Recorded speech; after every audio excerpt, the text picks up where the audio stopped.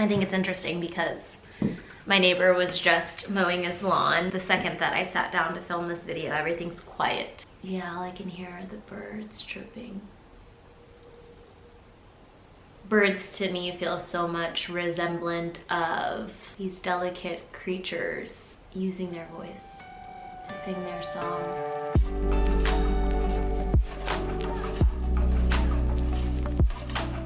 I was journaling the other day and really just allowing my inner voice to speak about what I needed to make a video about. The very first thing that came to me was, you need to make a video telling your story. Not because I think anybody needs to hear it, but because I need to do this for myself. Because I was so dedicated to being what I thought everyone else expected or wanted me to be, so that someday someone would finally tell me, you're good enough, you're creative enough, you're cool enough, you're all of these things. And the more I kept waiting, the more I realized that that was never going to come from anyone but myself. I think the truest thing I can say in this moment is that I'm making this video, A, because it's a story that deserves to be told, and that's just the long and the short of it, right?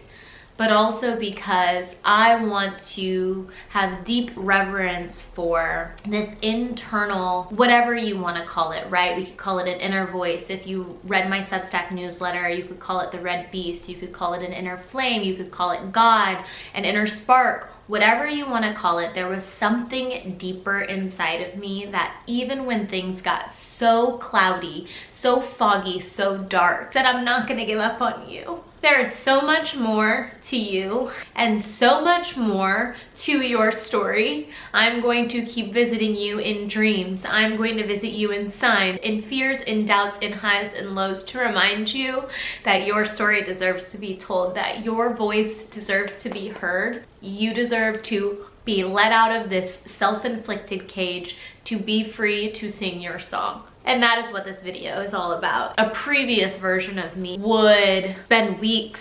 strategizing over and over in her mind about what the most beautiful way to present this video might be. Where should I sit? How should I speak? Let me type out some notes so that I can make sure I don't miss any points. But me now is just concerned with being as true to myself as possible. I was talking to Sam, I was going over where I should sit, and he was like, you know, maybe you should sit in our bonus room. It has the exposed brick. We can set up a cool chair for you. My gut just kept pulling me back to this very spot, because just right over there, out of frame, which you've seen a number of times if you watch the vlogs, is where I journal every single morning, is where I come back home to myself. And this video is a story about that homecoming.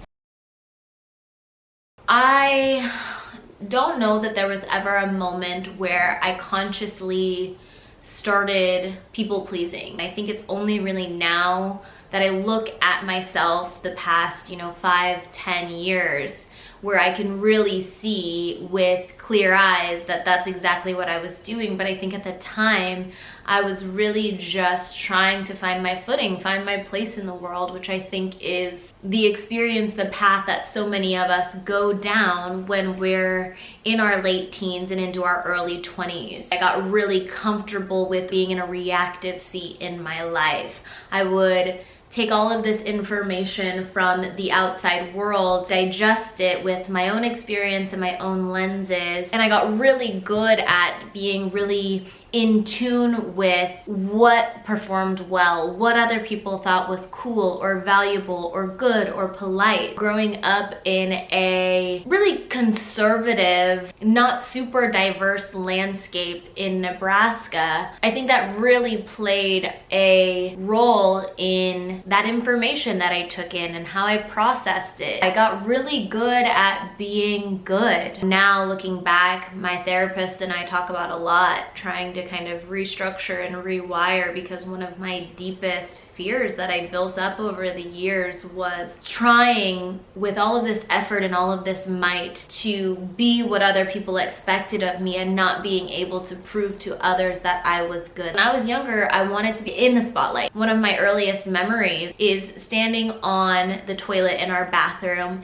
singing The Sun Will Come Out Tomorrow by Annie. I would always practice my autograph instead of doing, you know, math or my homework. My mom would always tell stories about how I would carry around 3 purses, one for money, one for beauty, and one for toys. I loved the little dress-up clothes with all the sparkles and the feathers, and I can't help but think that those early memories hold something about who I was at my core, my essence. I think I just craved to do something, to be someone special. Up until about the point when I was 15, I sang a ton. I was always trying out for talent shows and performing. When I was in high school, my stepdad's friend had a studio, and I remember just thinking it was the coolest thing. I could go in and record my songs. And it's so funny, I was reflecting on this the other day. The song that I wrote when I was 14 had lyrics like, life's gonna be hard, but you've got to push through. I can't remember them exactly, but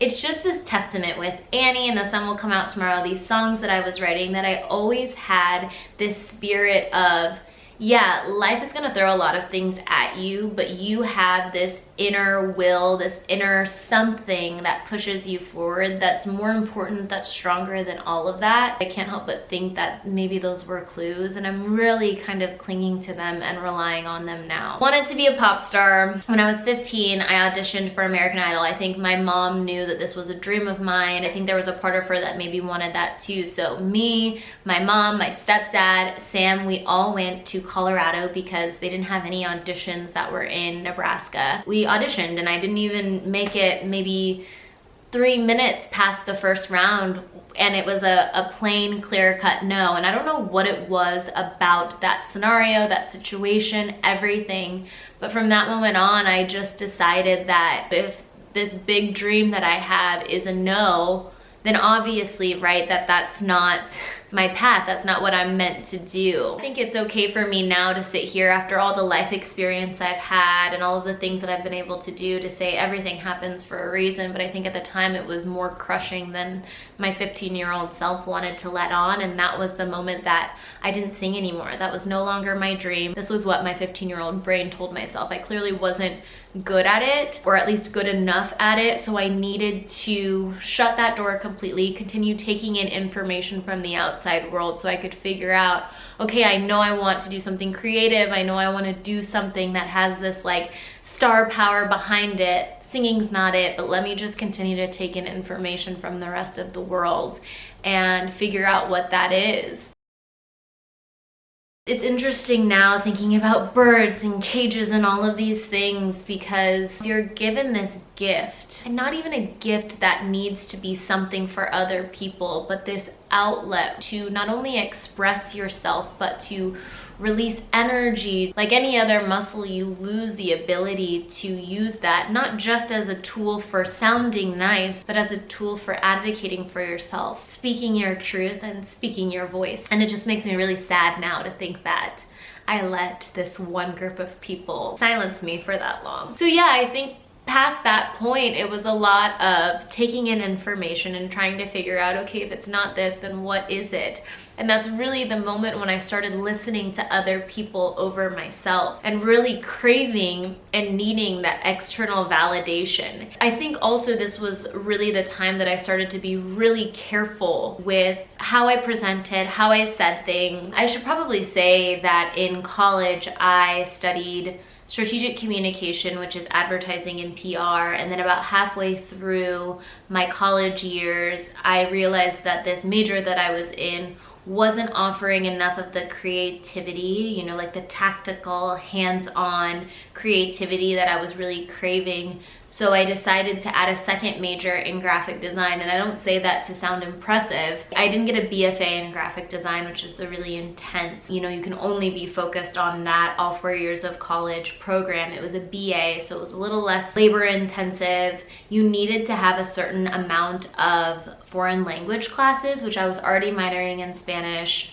So it all kind of just worked together, and I can't help but think this is just another example of this underlying thrum of my life that was gurgling up from an internal place, even if I couldn't recognize it as that at the time. And you know what? I'm not saying that this whole thing of silencing myself led to all of these doors that brought me down all of these paths that were so tragic. I had a lot of really fun, really bright times too. I met some really beautiful people. I was blogging, yes, showing people my outfits and my style. I was also writing all of these deep, heartfelt things, you know, life's gonna be hard, but you gotta push through types of posts. I've just always been this highly sensitive, highly feeling person, and I've always processed through words. So I was doing my blog. Instagram had just launched in college. I think in the back of my mind, I always had this desire to explore what content creation was like. I remember my best friend, we met in college. We always connected about YouTube. I just remember wanting to do that. I remember making practice videos in my dorm room on like the iCamera app, but I never posted them. It's just further testament that I always wanted to do something in front of the camera. And when we graduated college, my friend really pursued YouTube and she made a whole career out of it. And I can't help but think, like, if I had had the courage to follow that internal voice, where that might have led me. College happens, I get those 2 degrees, I graduate, and I moved to Nashville because Sam was in Nashville, and I had always kind of known that this was the city that I wanted to end up in. I get a job at Warby Parker, my first job out of college. If I'm completely honest, it was a name more than anything. I wanted to work for a cool company, be a part of something cool, just further solidifying this idea that I wasn't really doing things from this internal place with this internal direction. It was a customer experience job, so I was the person answering phones, answering emails, answering live chats when people had issues with their glasses. Complete opposite career path than what I imagined I would be doing, and it sucked. I was making pennies. I was miserable. I remember I could clock out for 30 minutes every day for lunch. I could clock out 15 minutes for breaks, and there was no creativity. I will say I met some really beautiful people there, and some friendships were forged that I still have to this day, which is something I'm so grateful for. But as far as realizing your dreams and the creative pulse and all of these things that I think my inner child, my internal self longed for, I couldn't have been farther from that reality. I really want to say that this was the first part in my journey where I started to wake up to this idea that I was living for somebody else, and to have the courage to advocate for my needs. If I couldn't get to that brightest, shiniest, fullest expression of what my dreams looked like, I was at least going to start taking small baby steps that felt safe to try. So after 7 months of being at Warby Parker, working on Christmas Eve, doing all of these things that felt so countercultural to my internal landscape, I remember walking into my manager's office and crying because I had to leave. I had to go. I could not stay in that environment anymore. Fast forward, I am leaving Warby Parker, and this girl who wanted to be an artist, a musician, and she asked me to help her with social media and her branding. And really that was the first taste I got into somebody being able to see the creativity in me that I couldn't see, and actually seeing how I could monetize that. Yes, it was for another person, it wasn't for myself, but I think there was a long stretch of time where I needed to figure out that I could do these things for other people before I started to really believe that I could do that for myself. I helped her. It was less money than I was making at Warby Parker, and I think this is maybe a pattern that I have in my life. It got to the point where it was so bad, even if I didn't have anything lined up, I couldn't stay there, so I had to see what was on the other side of that cliff if I just had the courage to jump without the net. So I did that for a while. Throughout that time when I was doing that freelance work for this musician, I was still doing a bit of micro blogging and content creation. I was going to little events around town, even though I wasn't making any money doing blogging. I had seen this other bigger blogger around town at a couple of events, and I had followed her blog for years, and I had met her and just kind of mentioned, if you ever need any help with anything, let me know. I want to say it was like 6 months to a year later, she finally hit me up and was saying, yeah, you know, I have this position to help with editorial things. She was running an online magazine at the time and said she needed a little bit of help. So I remember going over to her house, interviewing for the job. She had me do a few tests of writing, and I put it together in this really nicely packaged design PDF, because again, I was searching for somebody to validate my creativity, to validate that I was talented or cool or whatever it may be, and she hired me. Basically, it was her. There was another gal for a while. After a while, she left, and it was just her and I working on all of these editorial stories. She eventually launched her own editorial online magazine, and I helped her with that. I helped her design the site, schedule photo shoots, write stories for the site, do a lot of the ins and outs. It was again like another evolution of this creative path that I was searching for. It was like what I was doing with the musician, but amplified. I was with her for 3 years, I want to say. And this part is always really tricky for me, because in all of these instances, it's not just about me. Yes, this is a story about my homecoming, but there were other people along the way. And I think one thing that I always want to be really conscious of is not hurting other people. At the end of the day, nobody makes these decisions for you. Nobody forces you to silence yourself. You take in this information from the outside world, and these are active decisions that you made. So I not for 1 minute want to blame anybody else. I suppose I'll just try and say it as honestly as possible, because this is a story, a video about truth. I realized that it wasn't exactly what I wanted it to be. I wasn't finding that I was being valued in the way that I knew I could be valued. And I say that not in a way that this other person could have valued me more. I say that in a way that denotes that I could have valued me more. But it's scary, right? I was in this position with this person that other people thought was really cool. The job was really cool. It had a lot of really cool aspects to it. And that being said, there were also a lot of aspects of it that were missing for me. It wasn't the fullest, brightest expression of what I knew my life, my dreams could be. So I got that nudge again, that pulse, that thrum from somewhere inside me that said, Tiana, there is more than this. I know that you are scared, that maybe you'll never find something as cool or as good as this. I know you're scared that maybe there's nothing on the other side of this, that maybe all of the fears in your head are true. Maybe you want all of these things. You want to be special. You want to do something creative. You want to do something in this content creation world. You want to be on stage, whatever that looks like, but maybe it's just not in the cards for you. I had a lot of that pop up around this time, and I had been thinking about leaving this position for a while, but the fears just got the best of me. And so finally,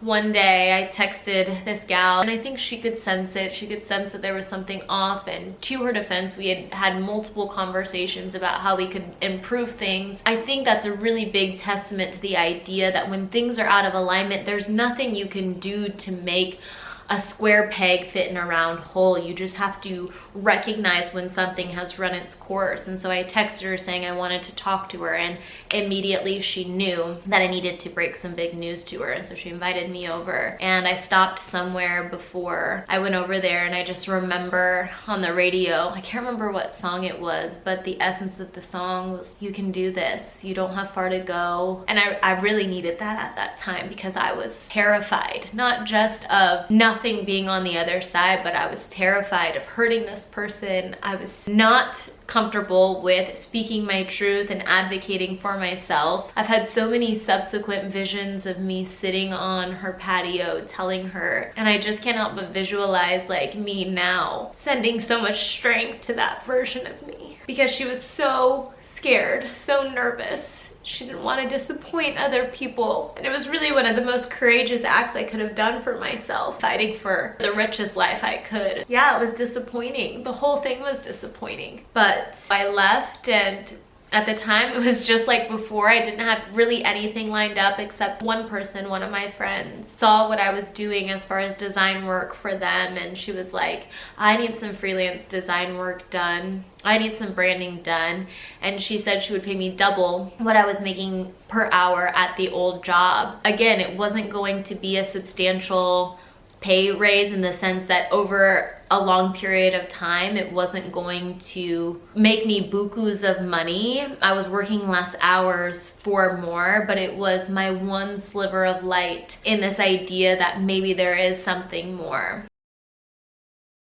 When I left, I just started freelancing for her, and then that caught on. Her friends started reaching out to me. I started freelancing for other people, doing design, social media, whatever it is that they needed done, because I had had all of this experience in the world of editorial, in design, in advertising, in marketing. I knew how to make other people's visions come to life. And I was really good at being that executor, right? I had been that executor for so long. It just caught on like wildfire. My friend that I left my role at the digital magazine for was a life coach. And she's just like this. I just remember her saying, if you could get 6 clients to pay you $3,000 a month, or 3 clients to pay you $6,000 a month, you could be making 5 figures. And then eventually it happened. I think this was the most tricky part about this time in my life when I was building up my freelance portfolio, building up the agency, was that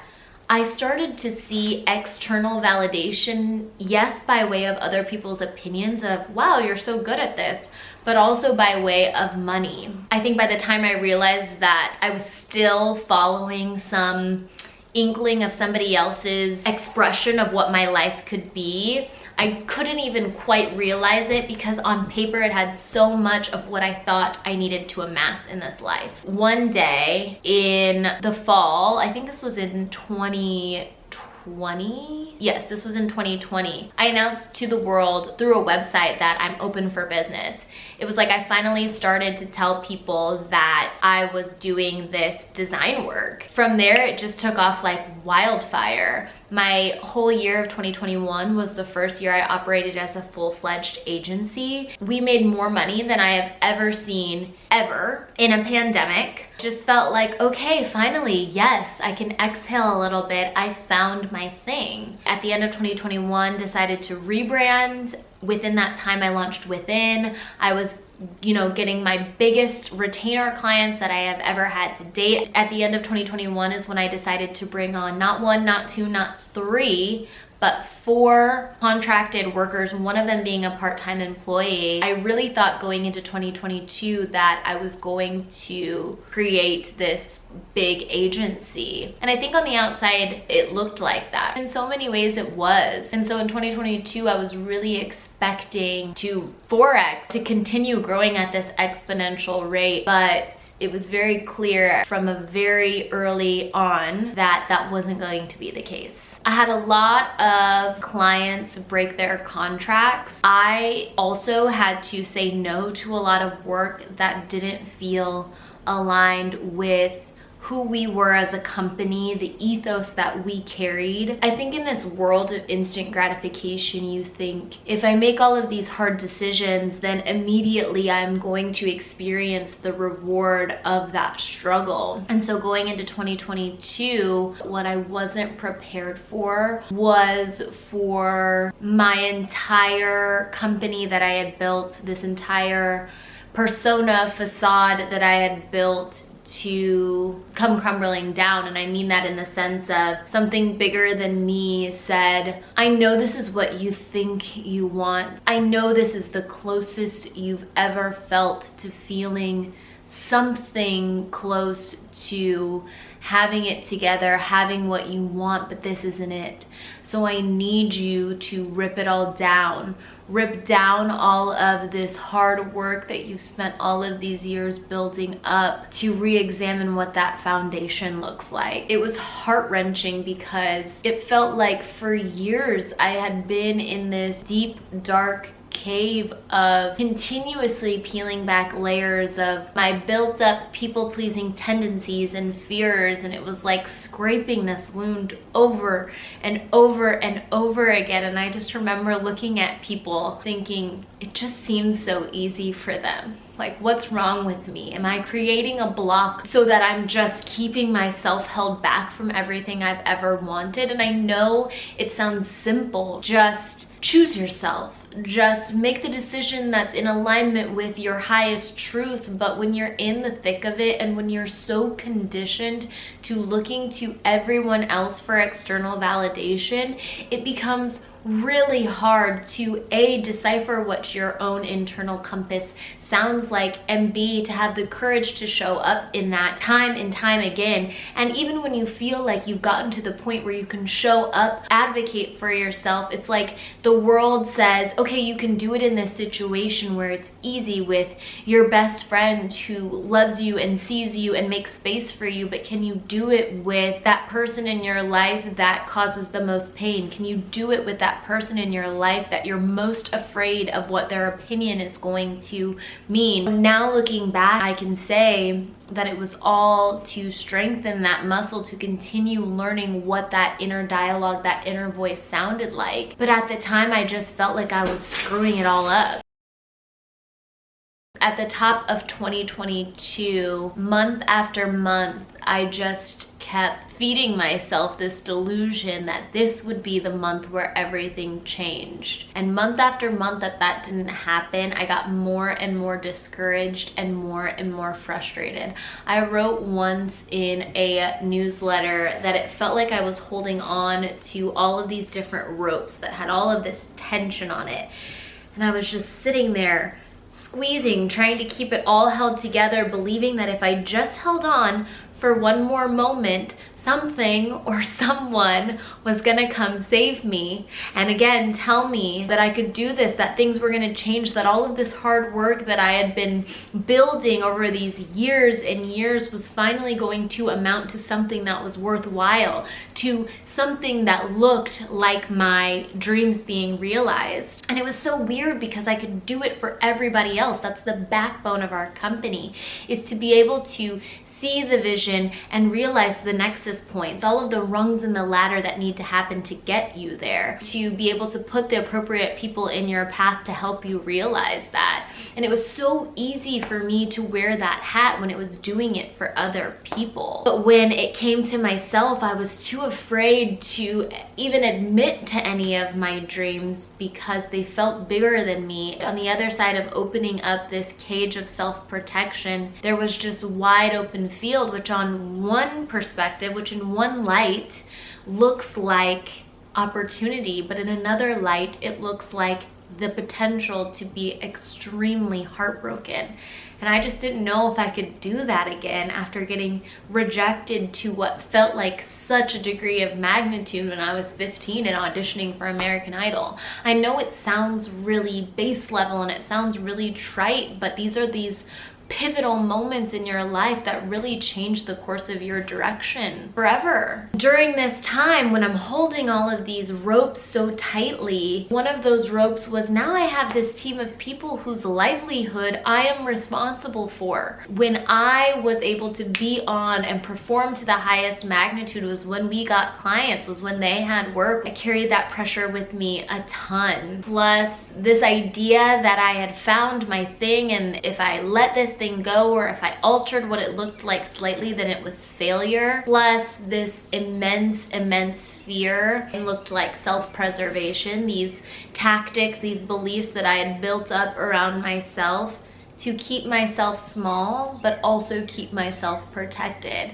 That month after month after month of 2022, I had to peel back and look at and unpack time and time again. I remember one day journaling, there was something inside of me that was calling me forward. Maybe it was intellectually, maybe it was emotionally, that even when I wanted to deny myself the richness, the fullness, the vibrancy of my life force, of my internal being, of who I was at my core in the most honest, vulnerable way, that it was not going to allow that to happen. That whatever it is, knew that life had more in store for me. I was journaling saying, you know, I know there's light at the end of this tunnel, but I still feel like I'm waiting for something or someone to come save me. And I don't know what soft gust of wind blew, but in that moment I knew no one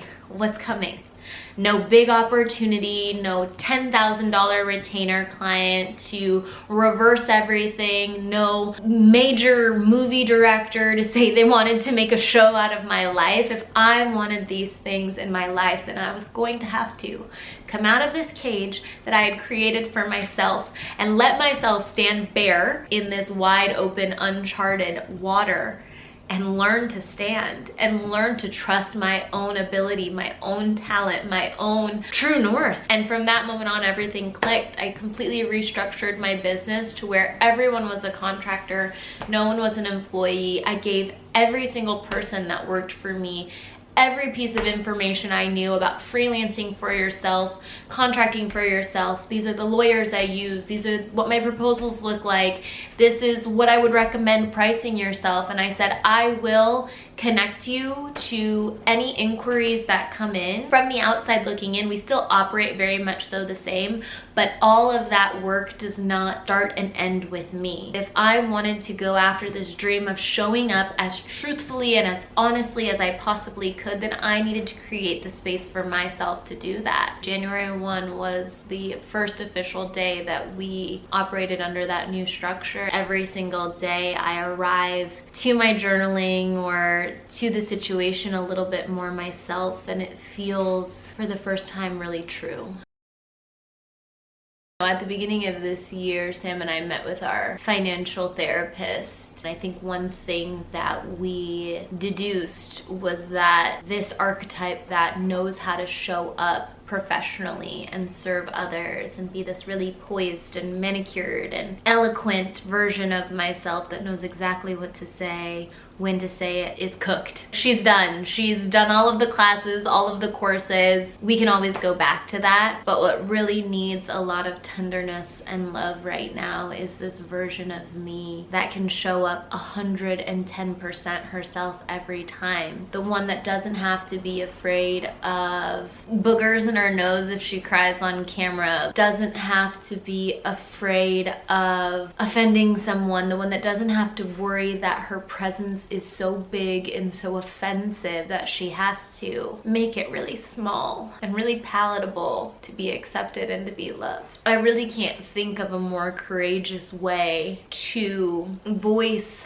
that self-expression than to get on camera every single week and invite people into the view, into my life. There have been so many times when I've wanted to cut something out because it didn't feel good enough. And I don't just mean like good enough. Yes, I do worry about all of the people who have been vlogging for all of these years who have such a more interesting life than me and a better editing style than me, and who people are more interested in because they're more beautiful than me. Yes, there is that. You know, it's really scary to put yourself out there and to rip all of the self-protective bandages off and stand naked in front of you and say, this is who I am. I've been really hurt in the past by rejection, by abandonment, but I'm willing to stand here in front of you every single week and show you exactly who I am, because there's something deep within me that longs to do that. And I now trust that more than I ever could trust any of you with it. And I will preserve and cherish and honor and value that until the day I die, and I will not let that be silenced again. I think a lot of this younger version of me, the one that loved Annie, the one that loved sparkly dresses and feathers and practiced her autograph. And I think about telling that version of me that she was too big or too loud, that she wasn't creative enough, that it wasn't enough to just create the art because it made her happy, that it had to be worthwhile to a big number of people. I think about telling her that for 15 years we didn't do this thing we so love to do because one person, one group of people told her that it wasn't good enough. And really, I think I had to have a moment of sadness because that's just sad.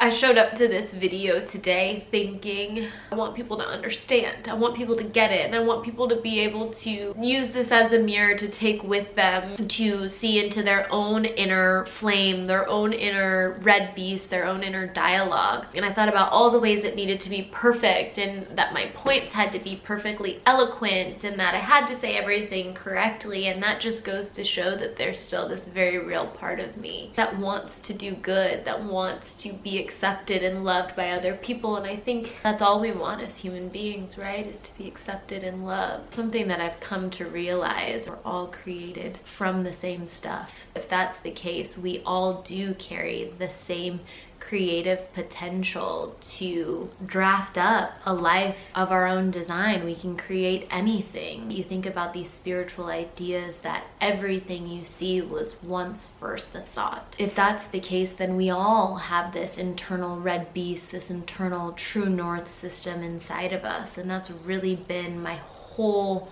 megaform speech for the last 3 years, is that if you've forgotten what that sounds like, if you too are valuing other people's opinions of you over that voice, if you can't even distinguish who that voice is, what it sounds like, let alone act on it, I was there too. And I didn't even realize I was, but I think that's the beautiful thing. It's like this thing that's bigger than us doesn't want to give up on us. And if that's true, that we're all made of the same stuff, that we all have this internal navigation system, it's true that we can all find our way back to our truth again, back to realizing our dreams, whatever that looks like for you. So all of those nudges, all of those times that you got jealous of somebody else doing it, or you cried at something that you found really beautiful, that's all a clue from this thing bigger than us that's calling us back home. And that's a really beautiful thought. We have the potential to create any life that we want if we just follow that, and that will always be there, that will always be signaling to us, whether it's through angel numbers and seeing 11:11 on the clock, whether that's through a Bible verse that really resonated with you. What happens in these really nuanced, subtle ways every single day in various moments in our lives. We just have to be attuned and courageous enough to listen. I think I started this video thinking, I don't know what this is gonna be. It's definitely too long, but if you've made it to this point in the video, I hope you took something with you that reminds you of that internal vitality, that life force, that direction in you. Maybe one day this will take a completely new iteration and I'll have more to learn, and I hope that's the case. That would mean a beautiful, rich life of expansion. But for now, I think my biggest focus is being as true to me as possible. And I hope that by me sitting down, being unapologetic about who I am and about the story I have to tell and about its worthiness and place in this space in the internet is enough to encourage you that you have all of those same things in you, and that your truth, your flame, your red beast deserves to be heard as well. I think it's interesting that I started the video in silence with the birds chirping, and I'm ending the video in silence with the birds chirping. At the end of the day, all that's left is your voice, your story.